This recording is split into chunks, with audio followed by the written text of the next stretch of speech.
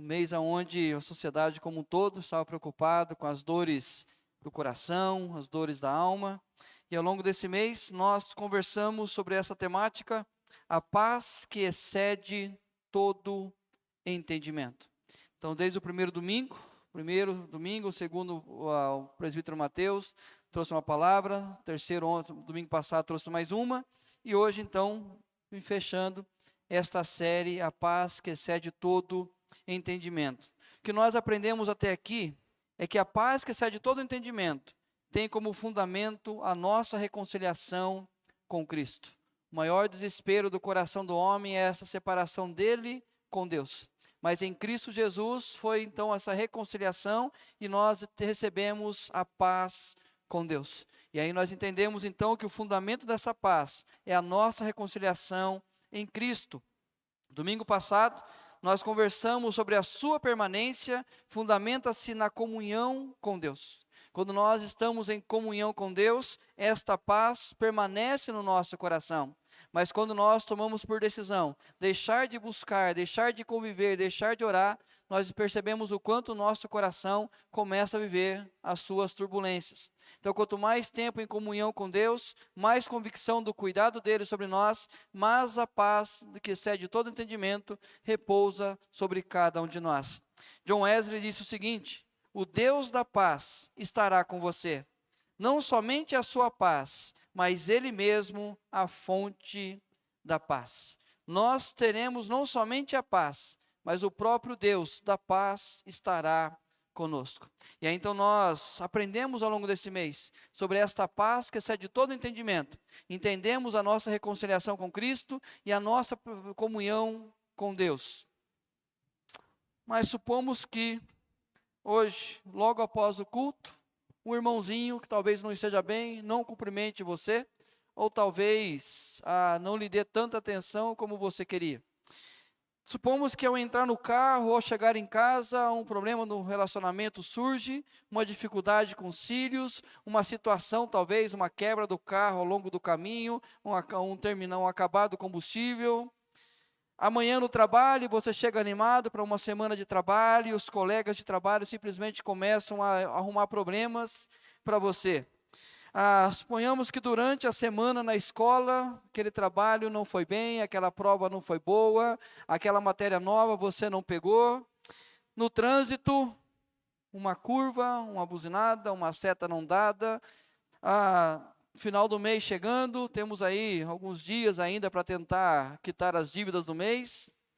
E aí então, a paz que excede todo entendimento, repentinamente parece que vai embora. E aí vem todo o desespero, a turbulência. Todo o nosso conhecimento sobre a paz que excede todo entendimento parece não ser o suficiente. E lá se vai a nossa paz. Queridos, questões que abalam nossa paz, mesmo tendo todo o conhecimento teológico. Desequilíbrio relacional. Quando os nossos relacionamentos não estão em equilíbrio, a nossa paz vai embora, apesar de todo o conhecimento teológico.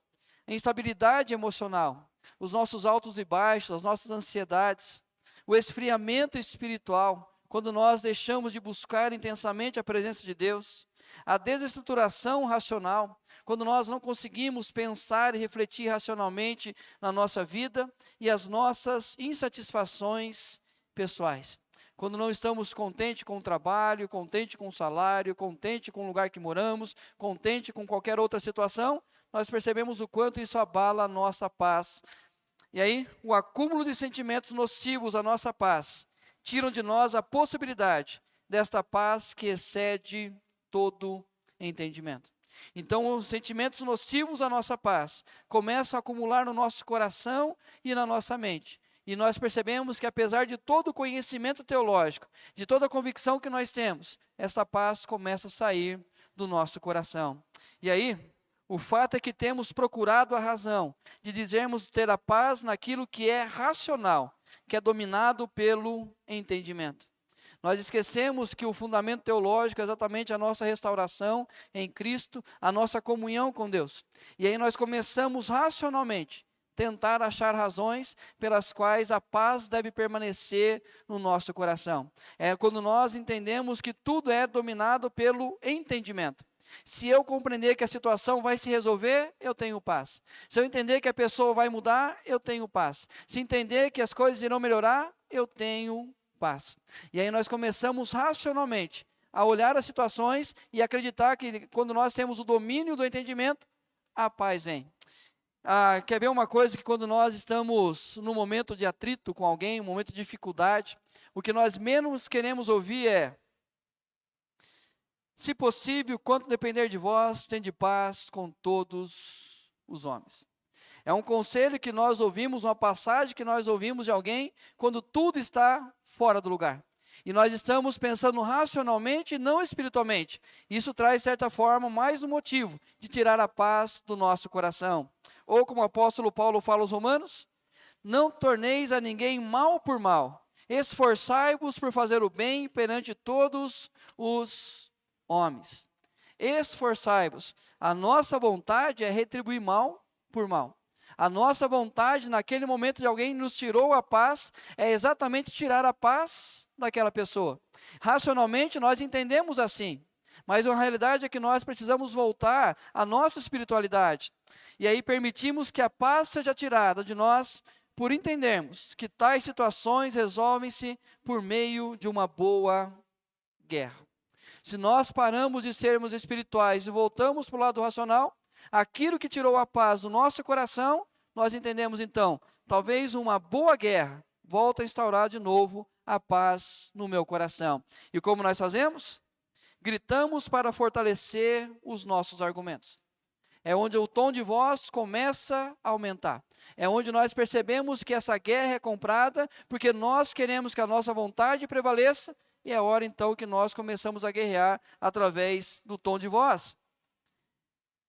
Endurecemos o coração para convencer o outro. É aquele momento que aparece a dureza do nosso coração, até que o outro faça a nossa vontade, porque entendemos que se ele fizer a nossa vontade e ganharmos a guerra, a paz volta a reinar no nosso coração. Usamos de sentimentalismo para sermos a vítima. Nós começamos a tentar o tempo todo convencer o outro que aquilo está fazendo mal para a gente, que aquilo o tempo todo está trazendo um prejuízo para o meu sentimento. E nós nos passamos por vítima diante das circunstâncias. Fazemos birra como tese de necessidade. Nós brincamos as crianças ou falamos que elas gostam de fazer birra, mas quantas vezes nós, no nosso casamento, somos birrentos, apenas para tentar falar que nós precisamos daquilo. E aí simplesmente uma busca para a tentativa de ter paz naquilo que é racional, nós fazemos birra um com o outro. Somos irônicos para transparecer razão. Nós sabemos que estamos errados. Nós sabemos que não adianta mudar aquela circunstância, que a paz não virá no nosso coração. Mas a maneira irônica que nós agimos uns com os outros, para tentar apenas mostrar que nós estamos certos. E discutimos para não assumirmos parte do problema. Então nós reconhecemos que temos parte, mas talvez se eu ganhar essa discussão, as coisas voltam à normalidade.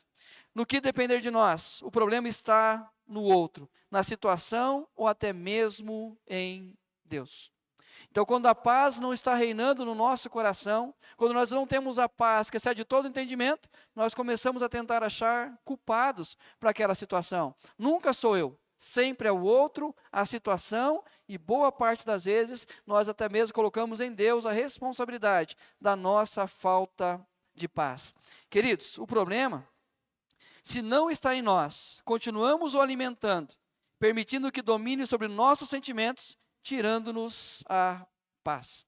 Então, se depende do outro, se depende de Deus, se depende da mudança de circunstâncias, o que estou dizendo, não depende de mim. E se não depende de mim, o que eu faço o tempo todo é alimentar aquele sentimento ruim. É trazer à memória aquilo que não vai me dar esperança quanto à realidade da paz. E aí eu simplesmente vou jogando para frente e cada vez mais afundando naquilo que vai tirando a minha paz. E no lugar da paz, vem a raiz de amargura, que acaba contaminando a muitos. Então, aquilo que deveria ser uma atitude tomada, um processo na nossa vida de cura, nós simplesmente permitimos que cresça. E aquilo tomou conta do meu coração. E quando eu menos percebo, a minha família como um todo está vivendo essa raiz de amargura. Queridos, Não basta crermos na restauração da paz com Deus e saber que a intimidade com Ele é a permanência dela. É preciso tratar aquilo que tem nos tirado a paz. Não basta apenas saber que eu tenho paz com Deus, e enquanto eu estiver em comunhão com Ele, eu vou ter a paz. É preciso tratar também aquilo que ao longo dos dias tira esta paz do meu coração.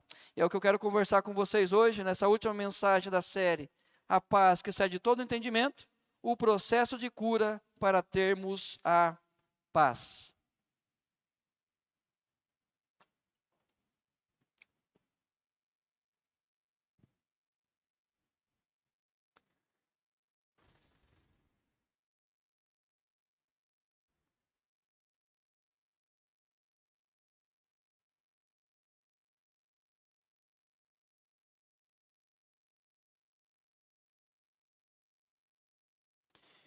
Diz assim o texto: portanto, meus irmãos, amados e muito saudosos, minha alegria e coroa, sim, amados, permanecei deste modo firmes no Senhor.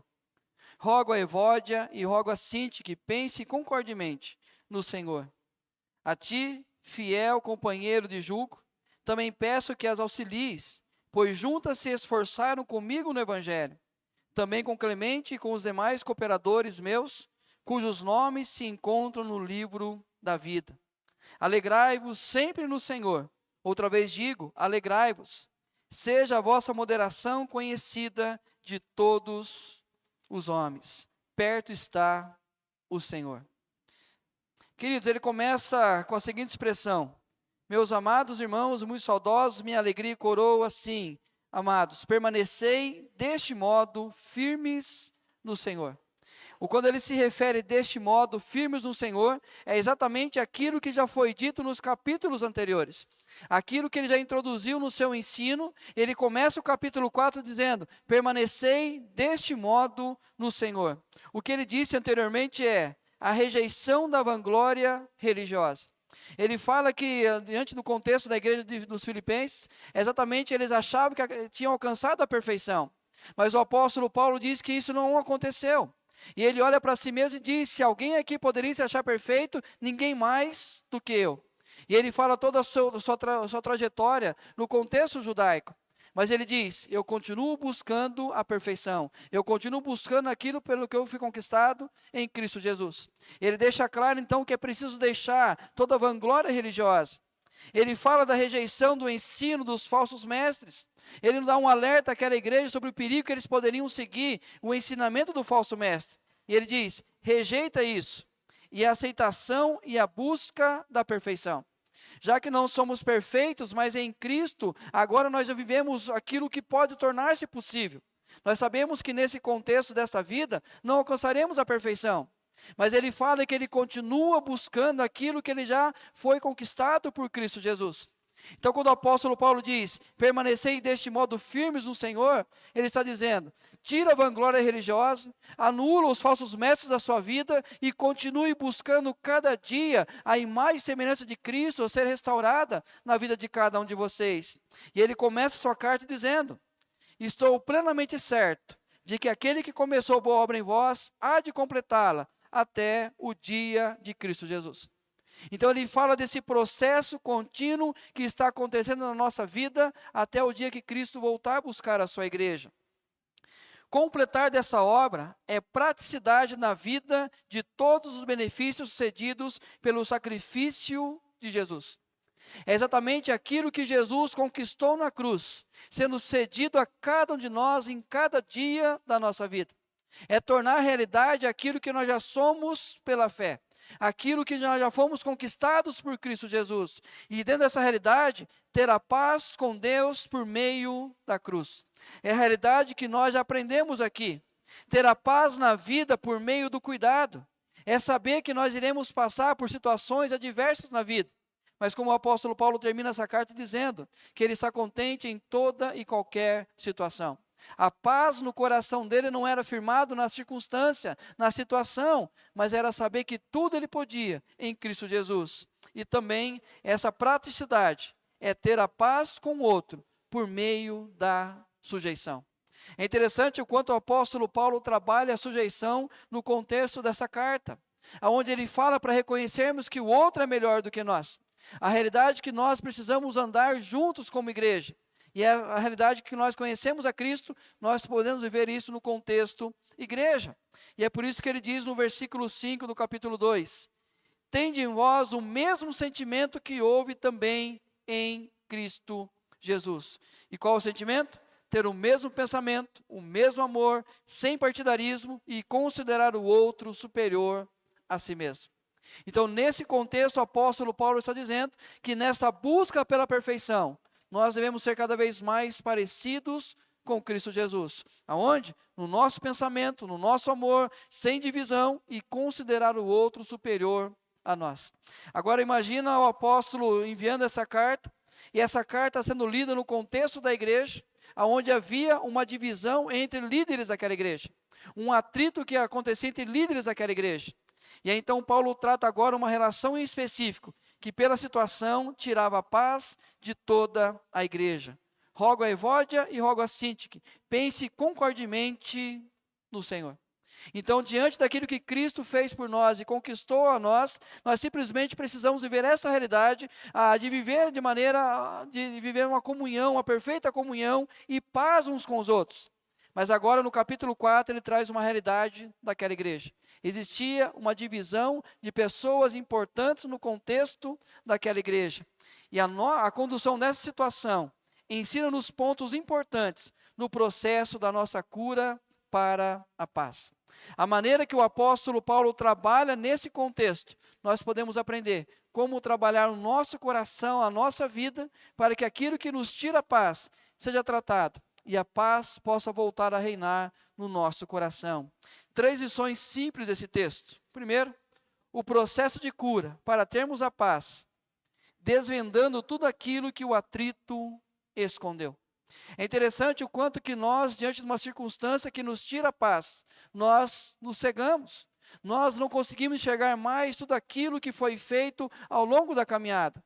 É uma situação no relacionamento conjugal, é uma relação entre amigos, colegas de trabalho, é uma relação na igreja, é uma circunstância na vida que simplesmente nós perdemos o controle dela e imediatamente nós cegamos e não conseguimos ver tudo que Deus já tem feito na nossa história. Olha o que diz aí no versículo 3. A ti, fiel companheiro de jugo, também peço que as auxilies, pois juntas se esforçaram comigo no evangelho. Também com Clemente e com os demais cooperadores meus, cujos nomes se encontram no livro da vida. John MacArthur comenta o seguinte: mesmo se sua doutrina é boa, desunião rouba uma igreja de seu poder e destrói o seu testemunho. E uma igreja enfrentando inimigos externos hostis não pode dar ao luxo de ter os seus membros a brigar entre si. A preocupação, então, do apóstolo Paulo é resolver aquela situação para que a paz pudesse voltar a reinar naquela igreja e na vida de cada membro daquela igreja. É interessante que nessa primeira parte ele diz, pois juntas se esforçaram comigo no evangelho. O desacordo entre elas lançava ao esquecimento tudo o que haviam construído juntas. É interessante a preocupação do apóstolo Paulo, que elas pensassem, que eles chegassem a um acordo naquilo que elas estavam pensando. Mas para que elas chegassem no acordo, o apóstolo Paulo traz uma outra realidade, um outro tempo, ao qual elas trabalharam juntas, aos quais elas fizeram algo juntas. Simplesmente foi algo importante para aquele contexto da igreja. Então aquele momento simplesmente cegou os olhos delas, de tudo aquilo que elas vivenciaram até aquele momento. E é exatamente o que acontece muitas vezes com a gente. Nós não conseguimos perceber o que já foi construído ao longo da caminhada. Mas basta uma situação que nos tira a paz, nós simplesmente vendamos os nossos olhos. Somos tendenciosos ao mal. Facilitamos no coração o acúmulo do que nos fere. Infelizmente, pela realidade do pecado que há em nós temos a tendência de guardar apenas aquilo que gera ferida no nosso coração. Aquilo que gera exatamente uma arma que nós podemos utilizar contra aquele que se levantou contra nós. E queridos, carregamos na memória situações que utilizamos como filtro para toda nova experiência. Quando nós acumulamos isso no nosso coração, e passamos a usar como filtro qualquer situação semelhante, nós começamos a agir de forma protetiva. Quantas vezes você ouviu alguém dizer, você nunca disse, mas você ouviu alguém dizendo, eu não confio em mais ninguém. Eu não vou ajudar mais ninguém. Eu espero que ninguém mais peça para mim alguma coisa. Porque simplesmente tornou-se agora o filtro da nossa vida. Aquilo que nós acumulamos com uma experiência ruim, nós começamos a olhar para a vida a partir desse filtro. E simplesmente a paz não é uma possibilidade a nós. Porque nós escolhemos agora apenas acumular no coração aquilo que nos fere. Somente pela cura será possível voltar a enxergar aquilo que mantinha a nossa paz.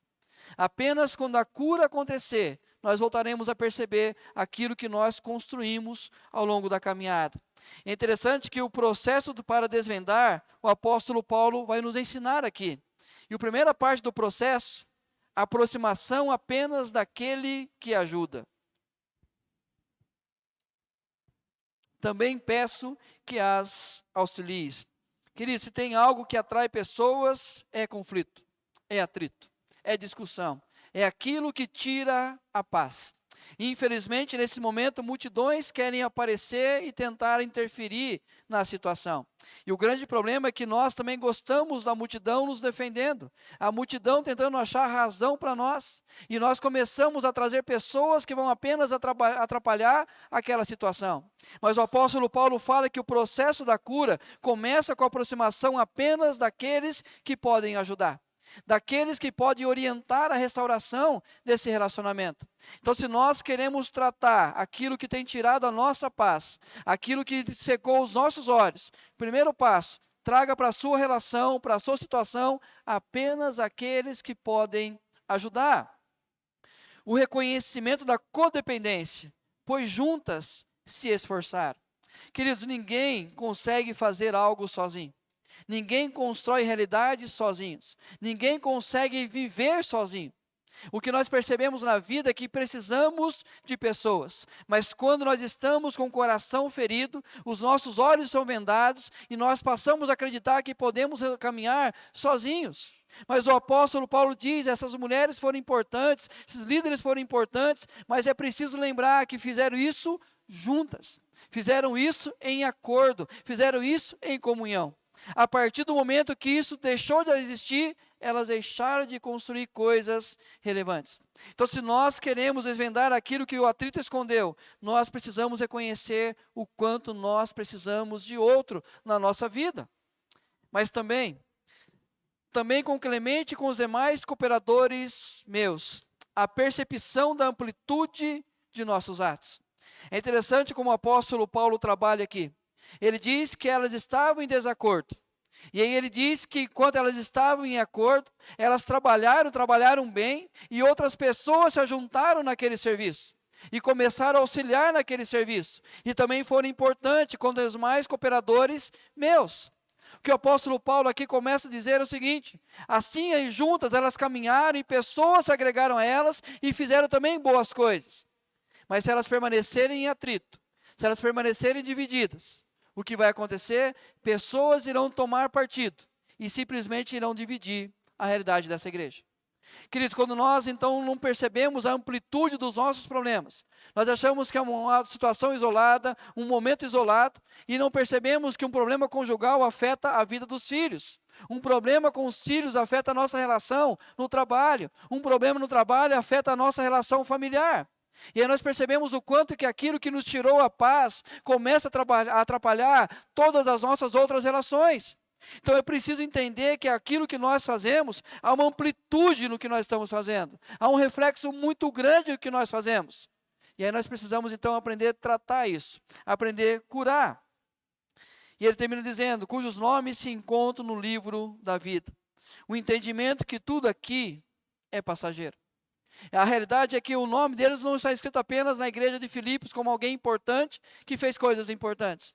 Mas exatamente aquilo que é a nossa eternidade, aquilo que é a nossa esperança da volta do nosso rei, como nós cantamos aqui, e passaremos com ele por toda a eternidade.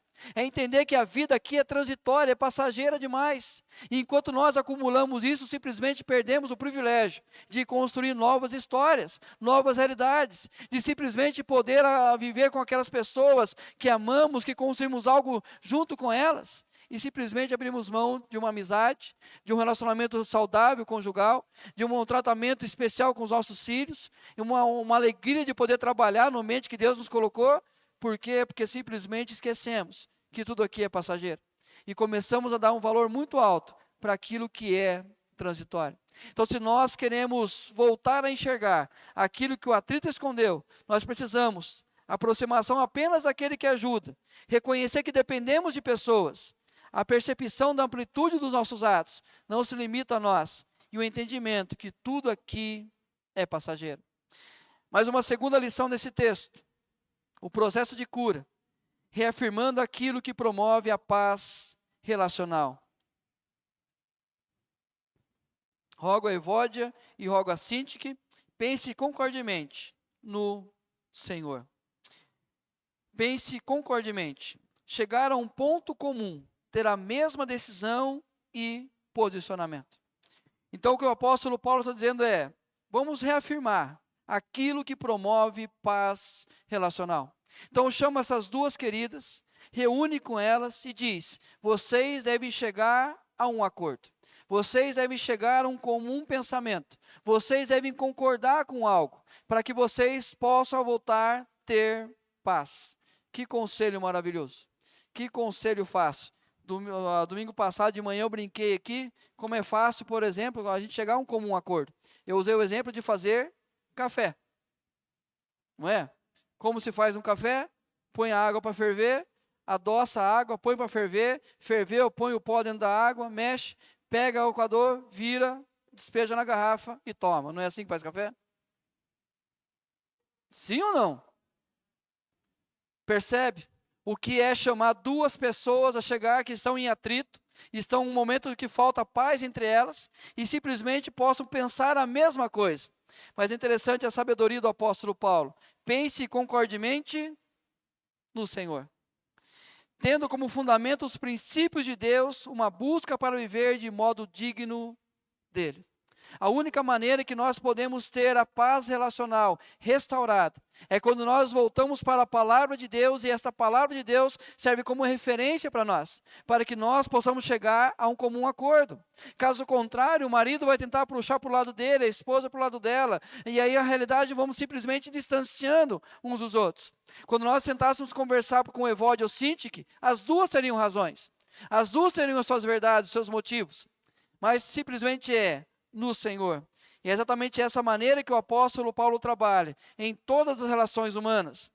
As mulheres sejam submissas ao seu próprio marido como ao Senhor. Maridos, amai vossa mulher, como também Cristo amou a igreja. Filhos, obedecei a vossos pais no Senhor, mas criai-os na disciplina, na admoestação do Senhor. O que o apóstolo Paulo está ensinando?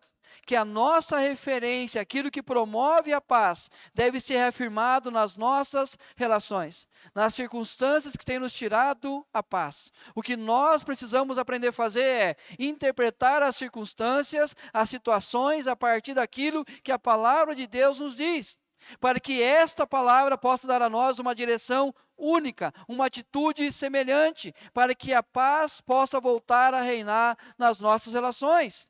Queridos, dessa forma de pensar, desde a forma de pensar, é interessante como o apóstolo Paulo, nesse capítulo todo, onde ele fala sobre a paz, que excede todo entendimento, ele fala dos nossos pensamentos, aquilo que ocupa a nossa mente. Então, a partir do momento que nós escolhemos o que ocupa a nossa mente, nós vamos conseguir, então, reafirmar aquilo que promove a paz relacional. No versículo 8, ele diz na primeira parte, tudo que é verdadeiro, tudo que é respeitável, tudo que é justo, seja o que ocupe o vosso pensamento. Não se apegue a suposições sem fundamentos. Não sei se você já teve experiência de entrar em atrito com alguém, ou deixar de falar com alguém, ou perder a paz por uma circunstância que você pensou que talvez fosse daquela maneira. Que talvez alguém pensou algo sobre você, que talvez uma situação aconteceu porque exatamente o objetivo era ofender você. E aí simplesmente nós começamos a colocar suposições sem fundamentos algum. E aí nós permitimos que aquilo adentre a nossa mente, e passa a noite toda pensando naquilo, e aí então permitimos que o sol se ponha sobre a nossa ira, e nós acordamos mais revoltados, com mais argumentos para ter uma grande guerra no dia seguinte. Porque nós pensamos, nós supomos, mas o apóstolo Paulo diz, apenas o que é verdadeiro, o que é respeitável, o que é justo, seja isso que ocupe o vosso pensamento. Mas também reafirmar, não seja atraído por aquilo que denigre ou ofende. Tudo que é puro, tudo que é amável, tudo que é de boa fama, seja o que ocupe o vosso pensamento. O apóstolo Paulo começa ao tratar dessas pessoas simplesmente da seguinte maneira: elas juntas comigo cooperaram no evangelho. Elas juntas comigo fizeram muita coisa. O que o apóstolo Paulo está ensinando então para Clemente? Clemente, traga à memória aquilo que elas fizeram de bom. Traga à memória aquilo que traz como proveito para a vida delas. O que nós precisamos aprender? Trazer aquilo que traz unidade. Não aquilo que traz ofensa, aquilo que traz divisão, aquilo que provoca a ira um do outro. Então, se nós queremos viver voltar a ter essa paz, precisamos reafirmar para nós mesmos aquilo que promove a paz relacional. E por fim ele diz, foque apenas no que lhe aperfeiçoa e edifica a outros. Se alguma virtude há, e se algum louvor existe, seja isso que ocupe o vosso pensamento. Foque apenas no que lhe aperfeiçoa e edifica os outros. O que nós podemos aprender com essa situação? O que nós podemos aprender com a situação que nos tirou a paz? Como eu posso aprender com essa circunstância? Como eu posso mudar o que é necessário para que volte a reinar a paz no meu coração? Queridos, é preciso reafirmar aquilo que promove a paz relacional. E como nós falamos no início, o Deus da paz estará com você. Não somente a sua paz, mas Ele mesmo, a fonte da paz. E aí nós temos o grande privilégio de ter o próprio Deus, que é a fonte da nossa paz, com a gente. Então, quando nós entendemos que algo aconteceu que trouxe uma divisão relacional, uma circunstância que nos tirou a paz, nós lembramos que nós temos paz com Deus. E nós podemos ter a comunhão com Deus. E assim a paz que excede todo entendimento, pode guardar nosso coração e a nossa mente em Cristo. Mas é preciso reafirmar aquilo que promove a paz relacional. Então, quando uma circunstância vier e que pode tirar a sua paz, não reafirme aquilo que traz divisão. Não reafirme aquilo que promove a ira, a revolta. Apenas reafirme aquilo que traz paz ao seu relacionamento. E por fim, no processo de cura, iniciando qualquer questão da vida pela oração. Nesse contexto, o apóstolo Paulo vai dizer, não andeis ansiosos de coisa alguma, em tudo, porém, sejam conhecidas diante de Deus as vossas petições pela oração e pela súplica, com ações de graças. Iniciando qualquer questão da vida pela oração. Aquilo que eu sempre repito aqui na igreja, qual é a primeira resposta que nós temos a todas as nossas orações? E a paz de Deus, que excede todo entendimento, guardará o vosso coração e a vossa mente em Cristo. As minhas emoções e a minha razão guardadas em Cristo Jesus. E a primeira resposta que nós temos às nossas orações é a paz que excede todo entendimento. Mas qual que é o nosso grande problema? A razão da nossa ansiedade, da ausência de paz, é que não levamos tudo a Ele em oração. Queridos, quantas vezes falamos com Deus de forma sincera e clara sobre aquilo que tem nos tirado a paz? De forma clara, direta, sobre exatamente aquilo que aconteceu, o que se passou, e nós queremos que Deus venha tratar nosso coração. Que Deus volte a reinar e trazer a paz. O problema é que nós não levamos tudo a Ele em oração. E quando nós levamos, as nossas orações muitas vezes são carregadas de sentimento de cansaço, dor, ira, de ausência de amor e da ausência de esperança. Quando nós permitimos que essas situações tirem a paz do nosso coração, Quando nós vamos tratar esse assunto com Deus, nós até falamos com Ele, mas o nosso coração está cheio de sentimento de cansaço, dor, ira, ausência de amor e ausência de esperança. Quantas vezes começamos a oração dizendo: Deus, eu não aguento mais. Deus, para mim, deu. Para mim, chega. Eu já não quero mais essa situação. Quantas vezes nós não buscamos a tratativa, não buscamos a cura, nós queremos apenas dizer a Ele que a situação simplesmente trouxe a dor ao nosso coração e nós não queremos tratar. Ou seja, nós não apresentamos confiadamente a nossa oração. Os comentaristas dizem o seguinte: em vista dos conflitos em Filipos, é provável que Paulo esteja dizendo: quando as pessoas não vos tratarem amavelmente, orai. Em vez de ficar ansiosos acerca disso, fazei a situação conhecida a Deus. Então, ao invés de você guardar amargura no seu coração, ore naquela situação.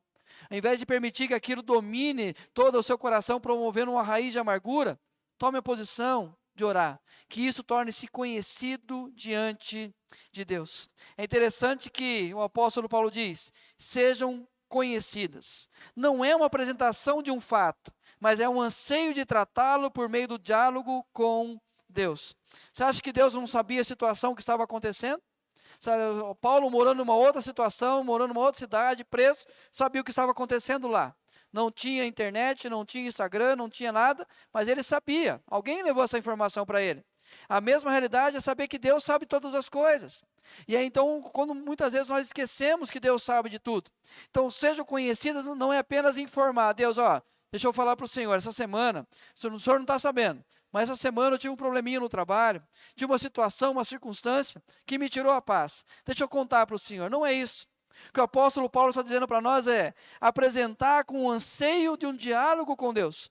Um anseio, uma expectativa que Ele venha tratar aquilo, que Ele venha interferir na situação, que Ele venha mover o nosso coração, aquilo que é necessário para que a paz volte a reinar. E ele diz: as vossas petições é um meio formal de solicitar ao juiz ou tribunal que tome alguma providência que seja do interesse da parte ou do direito dela. Apresentar a petição é: Senhor, eu preciso que o Senhor venha providenciar uma tratativa.